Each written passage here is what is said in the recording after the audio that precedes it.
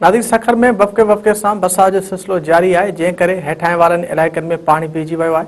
वधीक तफ़सील लाइ टेलीफोन लाइन ते मौजूदु आहे मेहरान टीवी जो रिपोर्टर इनायत भट्टी। जी इनायत, छा तफ़सील आहिनि? हाँ जी, बिल्कुल गुज़र रात देर सां शुरू थींदड़ बरसात जो सखर ऐं भरपासे वारे इलाइक़नि में वक़्फ़े जो सिलसिलो आहे उहो जारी आहे ऐं बरसात जेको वसकारो आहे पवण सबबि केतिरनि इलाइक़नि में पाणी ॿिहिजी वियो आहे। तेज़ बरसात सां गर्मीअ जो ज़ोर टुटी वियो आहे, मौसम ख़ुशगवार थी वई आहे। बिजली ऐं मवासिला जेको निज़ाम आहे उहो धरम भरम थी वियो आहे। मां ॿुधाईंदो हलां त सखर जा जेका हेठियां इलाइक़ा आहिनि, न्यो पिंड, किरोशी ॻोठ, शालीमार रोड, वसपुर महलो ऐं ॿियनि जेके कारोबारी मर्कज़ आहिनि में बरसात जो पाणी ॿिहिजी वियो आहे, जंहिंमें इंतिज़ामिया तरफ़ां पाणी हिन महिल ताईं निकाल न थी सघियो आहे।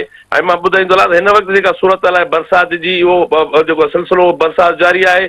सखर जे भरपासे वारनि इलाइक़नि में तेज़ बरसात पवण सबबि किथे जेके बिजली जा खंभा आहिनि उहे किरी पिया आहिनि ऐं केतिरो ई पिणु नुक़सानु थियो आहे। जी इनायत, तव्हांजी महिरबानी।